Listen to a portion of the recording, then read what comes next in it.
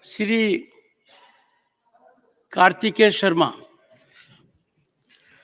Thank you, Honorable Chairman, sir, for giving me this opportunity. While it is the maiden speech, I Yes. understand, of the honorable member, but given the time constraint, I am sure he will use his discretion. Please. I will seek your indulgence, Chairman, sir. Thank you so much. Sir, I rise in the favor of the Nari Shakti Vandan Bill, the 128th Amendment Bill. I want to start my speech with two lines from Nawaz Deobandi, which says, सफर में मुश्किलें आए तो जुर्रत और बढ़ती है, सफर में मुश्किलें आए तो जुर्रत और बढ़ती है, कोई जब रास्ता रोके तो हिम्मत और बढ़ती है.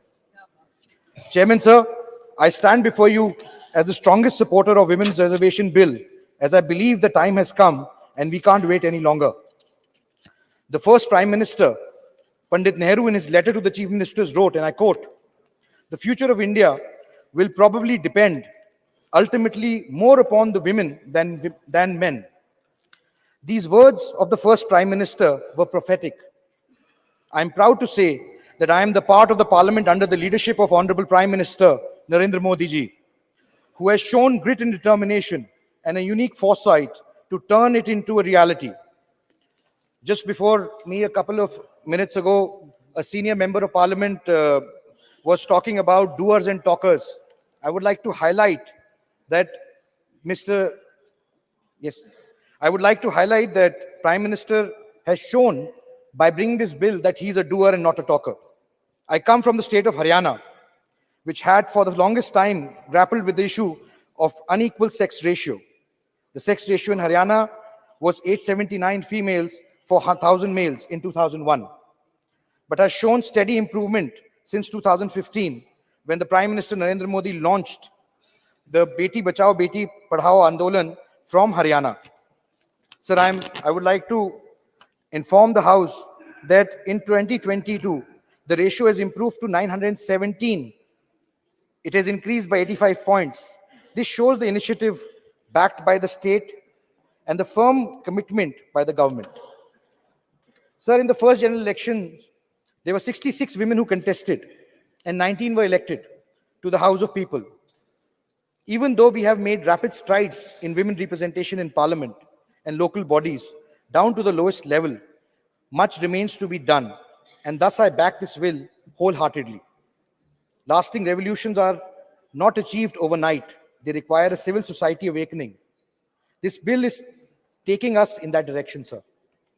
So, writing in the Harijan on the 21st of April 1946, Gandhiji emphasized the need to, and I quote, "Enroll women as voters, impart or have imparted to them practical education, teach them to think independently, release them from the chains of caste that bind them so as to bring about change in them. If they will do this, they will purify the present unclean atmosphere."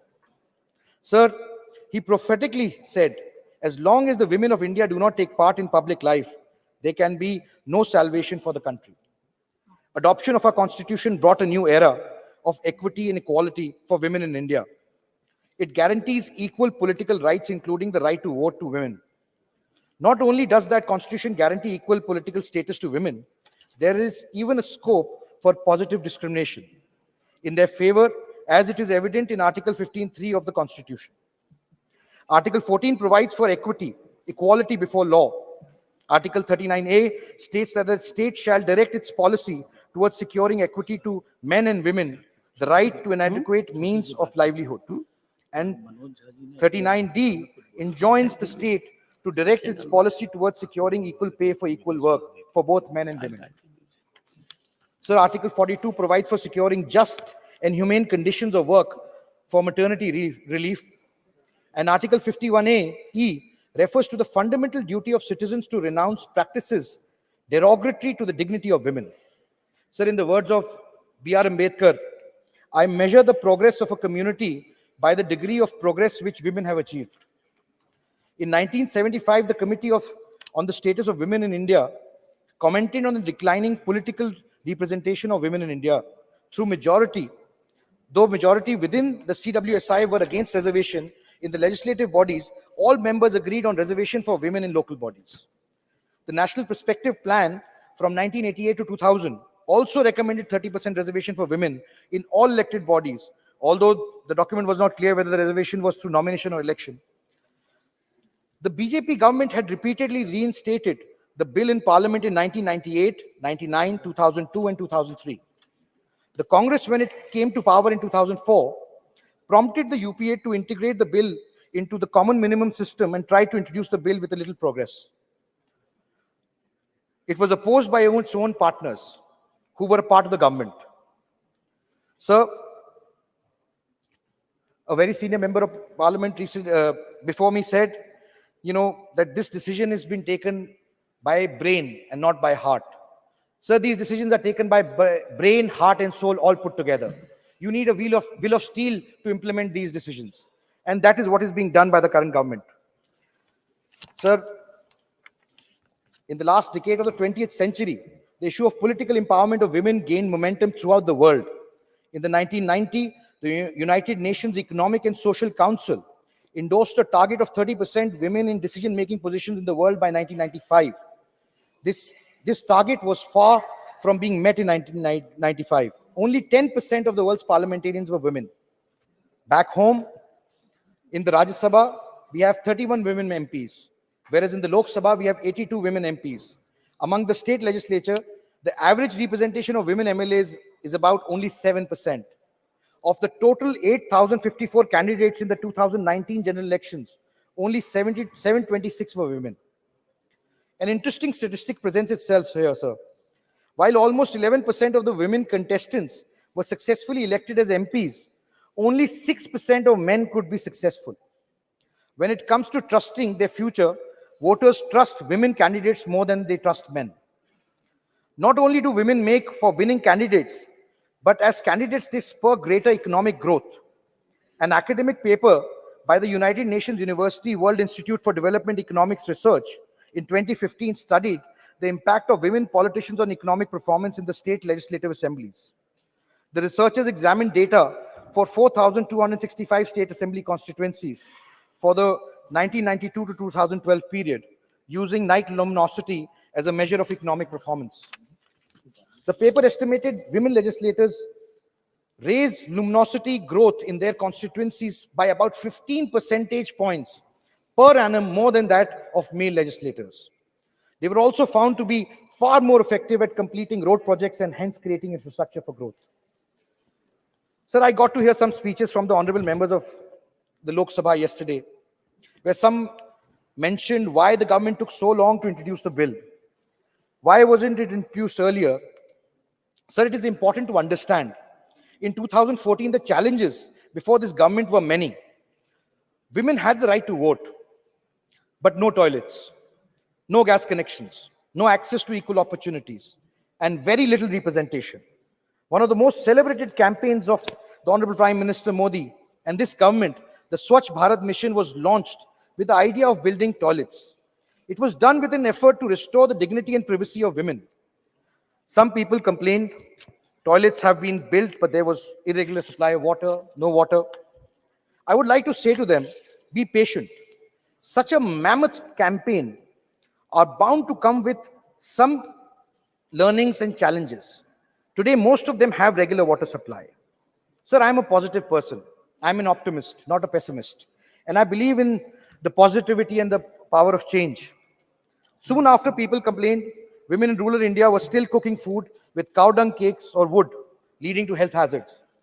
Today, almost all homes have gas connections. It is important to understand the change has not happened overnight. It requires assistance of society and change in the mindset. Sir, in the words of Victor Hugo, no one can stop an idea whose time has come. Sir, the idea of women's reservation has come, and no one can stop it. As the Honorable Prime Minister said, the country can't wait anymore. So research has shown that when women are empowered, the entire nation is empowered. And women legislators are more. Sir, I will seek your indulgence to just complete my maiden speech, sir. Sir, I thought I would mention some of the top women leaders, scientists, engineers, businesswomen, social workers at the end of my speech. But I was writing their name and I got a feeling that being a successful female leader in the field cannot be their identity, for they have outgrown their genders. In a male-dominated world, they are not successful because they are women. They are successful despite of it. It is our narrow lens that we see them in gendered roles. It is our shortcoming that we see their gender first before we see their capabilities and their talent. It is the men who need to change their view and start treating them as equal colleagues. Sir, I would like to express my heartfelt gratitude to the Honorable Prime Minister, who has been able to reorganize, bring on track this bill which had been derailed for the longest time. And in a time where the whole world is going through difficult times, whether it's climate change, hostile nations, income inequalities, only the healing and caring touch of a mother can save humanity from falling further down. Sir, discuss as much as we may, debate, fight, shout, do whatever. But the bottom line is that such a provision cannot wait any longer. It is our need. Sir, I would like to finish my speech with a few lines from the famous poet Dushyant Kumar. हो गई है पीर पर्वत सी, हो गई है पीर पर्वत सी, पिघलनी चाहिए, इस हिमालय से भी कोई गंगा निकलनी चाहिए. हो गई है पीर पर्वत सी, पिघलनी चाहिए, इस हिमालय से भी कोई गंगा निकलनी चाहिए. सिर्फ हंगामा खड़ा करना मेरा मकसद नहीं, मेरी कोशिश है कि सूरत बदलनी चाहिए. धन्यवाद. Sir, धन्यवाद माननीय I Kartikeya only ji. want to say that let us come together and change the picture of the Indian polity. Let us unanimously support the bill. Otherwise, when history is written, people who are standing on the other side will not be judged kindly. Thank you so much, sir. धन्यवाद माननीय कार्तिकेय शर्मा जी. माननीय श्रीमती